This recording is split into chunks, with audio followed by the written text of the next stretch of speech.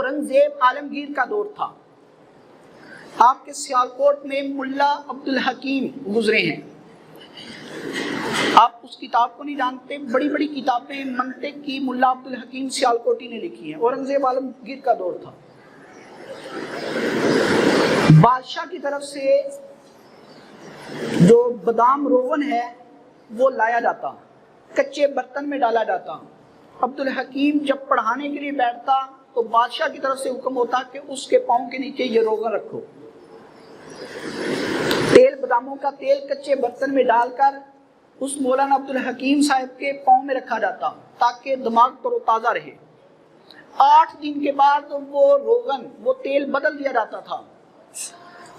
جو روغن بچا ہوتا تھا, جو پاؤں سے اٹھا لیا جاتا تھا, اسے گرایا نہیں جاتا تھا, اسے پیک کیا جاتا تھا, دلی بھیجا جاتا تھا. اورنگزیب عالمگیر اپنے دسترخوان کو جب بچھاتا تو اپنے بچوں کو کہتا تھا اس روغن کو استعمال کرو, یہ نیک لوگوں کے پاؤں اس کو لگے, نیک لوگوں کے پاؤں اس کو لگے.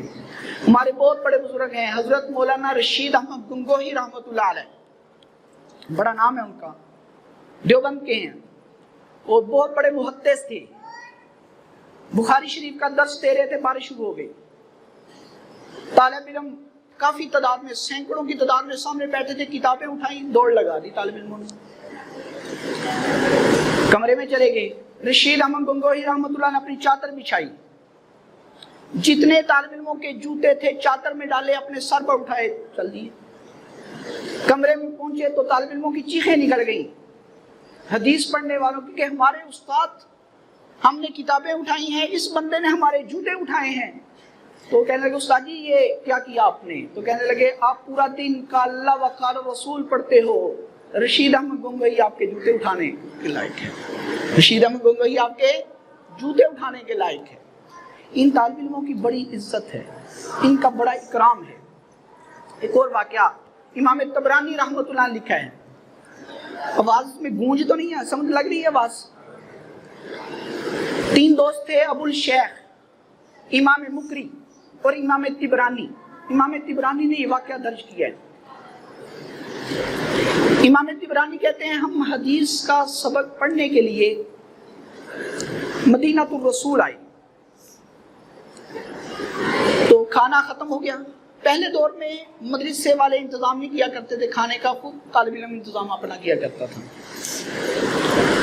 تو انہوں کھانے کا اپنا انتظام کرتے, کھانا ختم ہو گیا, پیسے ختم ہو گئے, تو کہتے ہیں ہم تینوں کو بھوک لگی, ہم بیٹھے ہوئے تھے.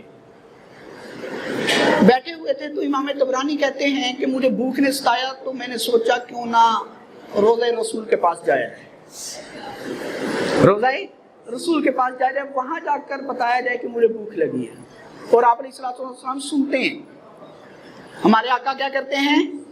سارے بولو, یہ ہمارا عقیدہ ہے, نبی اکرم صلی اللہ علیہ وسلم قبر میں حیات ہیں, ہم جو کہتے ہیں درود پڑھتے ہیں وہ سنتے ہیں. درود کیا کرتے ہیں؟ وہ سنتے ہیں.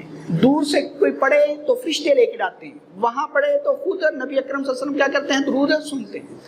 امام طبرانی فرماتے ہیں کہ میں نے جا کے درود پاک پڑھا, سلام عرض کیا, سلام عرض کرنے کے بعد صرف اتنا عرض کیا الجوع, الجوع عربی کا لفظ ہے, اس کا مطلب بھوک, اور نہیں کچھ کہا. امام طبرانی کہتے ہیں میں نے سلام پڑھی, الجوع کا لفظ بولا, اور میں قدموں کی طرف سے نکلنے لگا تو ایک شخص باہر شور کر رہا تھا, طبرانی کون ہے, طبرانی کون ہے؟ تو وہ شخص آیا تو امام طبرانی نے پوچھا مجھے تو یہاں کوئی جانتا نہیں, تو مجھے کیسے جانتا ہے؟ تو شخص کہنے لگا میں قیلولے کے لیے دوپہر کو لیٹا ہوں, نبی اکرم صلی اللہ علیہ وسلم خواب میں آئے ہیں, آقا فرمایا میرا مہمان آیا ہے, میری حدیث پڑھنے کے لیے آیا ہے, اسے بھوک لگی ہے, اس کو روٹی دو. میں اٹھا, میں نے اپنی بیگم سے کہا کہ روٹی ہے, اس نے کہا ابھی سالن پکایا, ابھی روٹی پکائی ہے. اس نے کہا طالب علم اللہ کے رسول کا مہمان ہے, اس کو کھانا کھلانا ہے, روٹی دی, میں ابھی آیا ہوں. تو امام طبرانی کہتے ہیں میرے 2 دوست اور بھی ہیں. وہ شخص گیا, جا کر کھانا ان کے بھی لایا, اور کہنے لگا جب تک یہاں تم موجود ہو آپ کا کھانا میرے ذمہ ہے, آپ کا کھانا. یہ مہمانان رسول ہیں. کس کے مہمان ہیں؟ آپ کا مہمان آپ کے گھر آتا ہے، آپ اس کی عزت کرتے ہو، آپ اس کا اکرام کرتے ہو، آپ اس کے لیے ڈشز بناتے ہو، ہر قسم کا اکرام کرتے ہو طالب علموں کے لیے. اور عشق رسول کا دعویٰ کرنے والے لوگوں کے سامنے ہے سب بات. دیگ بچ گئی تو طالب علموں کے لیے ہے، ایسا ہی دیگ بچی تو کس کے لیے ہے؟ ورنہ یہ ناانصافی ہے. آپ اپنے گھر میں دیگ کے چاول ہی کھلاتے ہو پورا ہفتہ بچوں کو. فاسٹ فوڈ کتنے دن آتے ہیں آپ کے گھر میں؟ بچوں کا دل برگر شوارمے کے لیے کرتا ہے، کھلاتے ہو کہ نہیں کھلاتے؟ بولو کھلاتے ہو؟ طالب علم، یہ میرا شکوہ نہیں ہے، یہ میری شکایت نہیں ہے، یہ ناانصافی ہے. چنے والے چاول صرف طالب علم، بچے ہوئے صرف طالب علم. آپ کے مہمان کو پتا چل جائے کہ مجھے بچا ہوا کھانا کھلایا ہے، کیا بیتے گی اس کے دل پر؟ کیا بیتے؟ یہ مہمانان رسول ہے. ایک اور واقعہ سنا کر حدیث بیان کرتا ہوں. امام شافعی رحمۃ اللہ علیہ یتیم تھے، والدہ کی کفالت میں تھے، والدہ نے پرورش کی ان کی.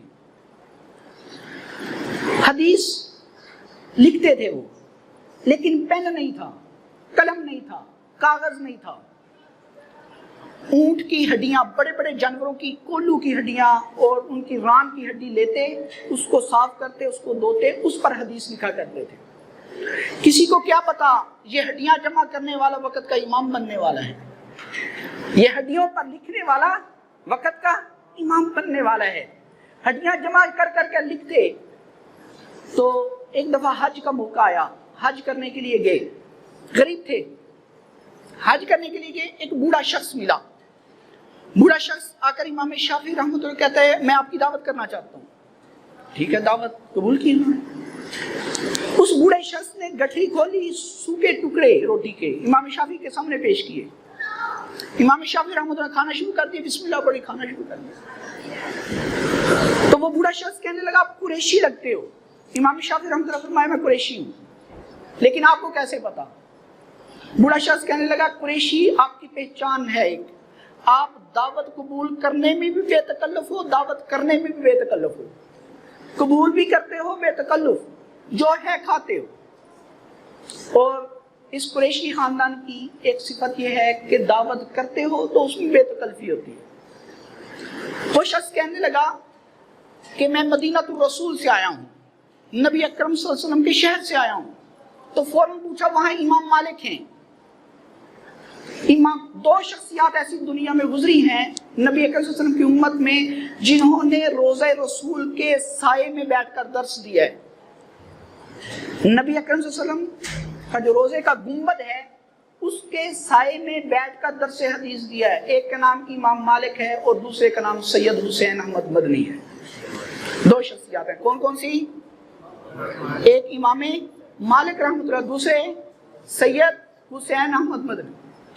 امام شافعی رحمۃ اللہ پوچھا کہ امام مالک کیسے ہیں، کیا پڑھاتے ہیں؟ بات بڑی لمبی کرتے گئے امام شافعی. تو وہ بوڑھا شخص کہنے لگا لگتا ہے آپ کو امام مالک بڑے پسند ہیں. جی پسند ہیں. تو چلو ہمارے ساتھ مدینے.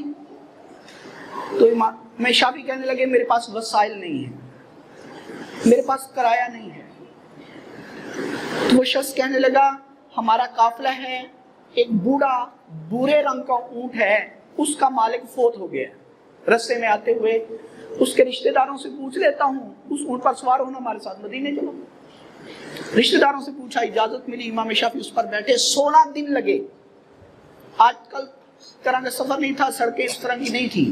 16 دن لگے اور 16 دنوں میں 16 قرآن پاک امام شافعی رحمۃ اللہ مکمل کیے. گرمی کا سفر، پسینے کا سفر، بھوک کا سفر. کتنے قرآن پاک؟ 16 قرآن پاک امام شافعی رحمۃ اللہ مکہ سے مدینہ جاتے ہوئے مکمل کیے. ہمارے یہاں عمرہ کرنے ہم جاتے ہیں تو تصویریں ہی نہیں ختم ہوتی، سیلفی نہیں ختم ہوتی، دوستوں سے بات ہی نہیں ختم ہوتی. تو 16 قرآن پاک مکمل کیے. جب وہاں مدینہ الرسول پہنچے تو مسجد نبوی میں جماعت ہو رہی تھی. امام شافعی رحمۃ اللہ جماعت کے ساتھ ملے. اس کے بعد ایک شخص کھڑا ہوا، لمبا سا، 2 چادریں تھی، ایک اس نے تہمت باندھا ہوا تھا، دوسری چادر اوپر لی ہوئی تھی، لمبے قد کے تھے. انہوں نے کھڑے ہوتے ہی کہا قال قال رسول اللہ صلی اللہ علیہ وسلم.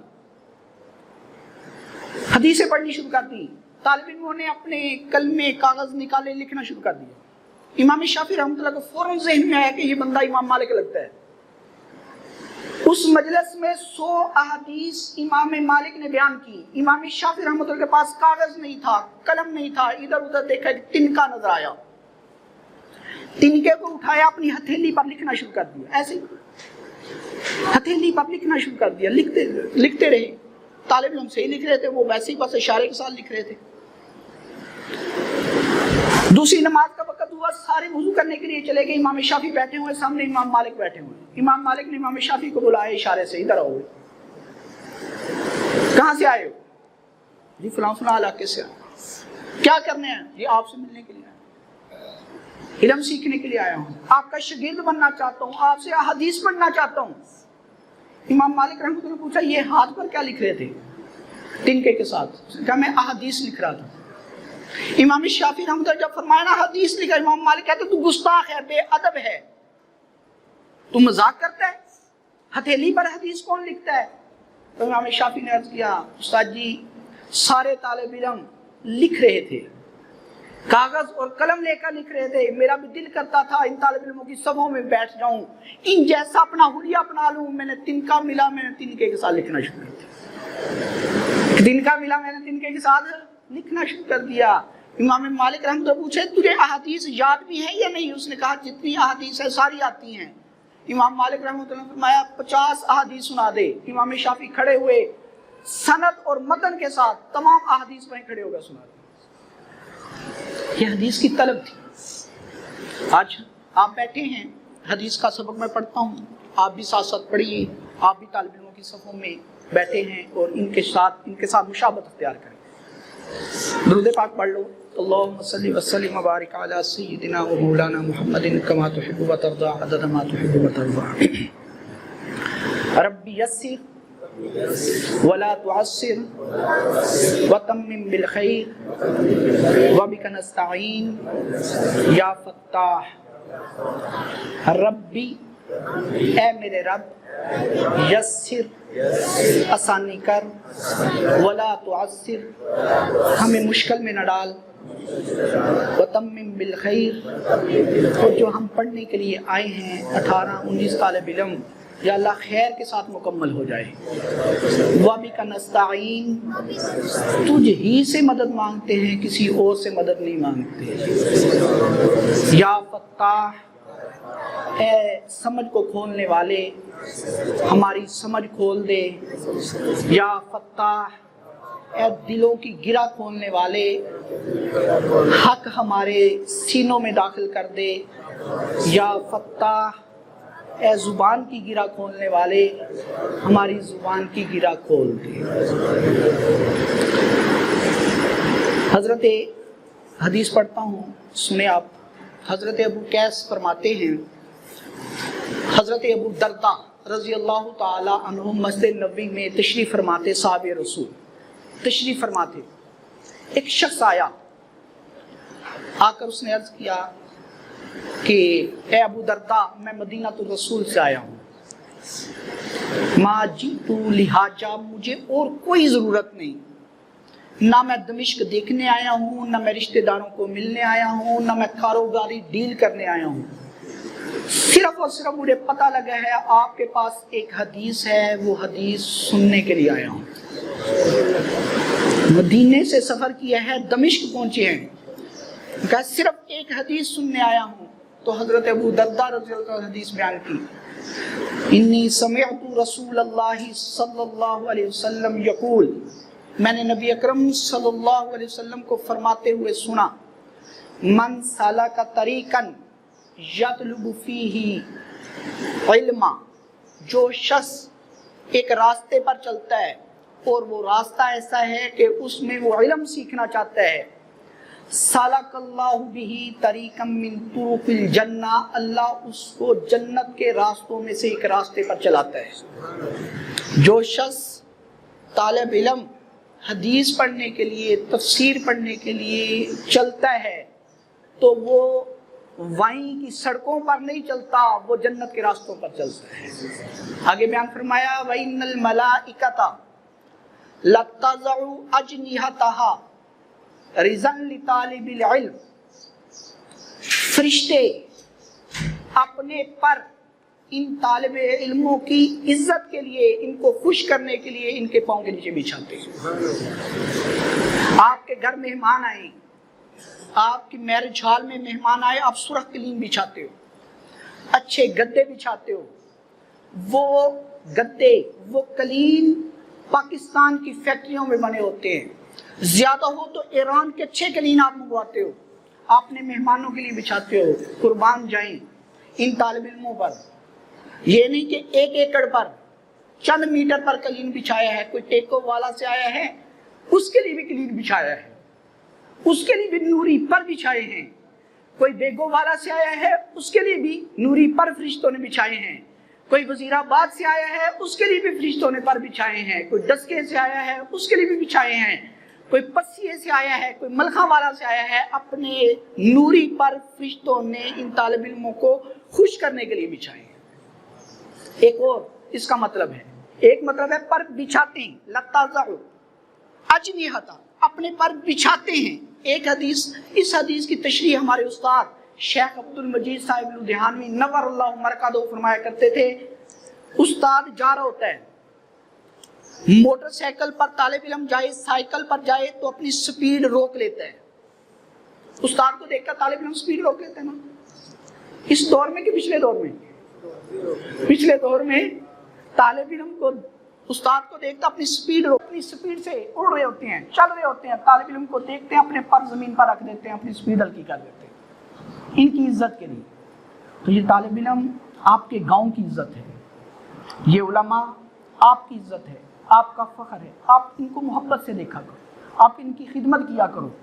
इंशाअल्लाह अल्लाह ताला दुनिया और आखिरत की भलाई आपको नसीब करे। व आखिर दावाना अल्हम्दुलिल्लाहि रब्बिल आलमीन।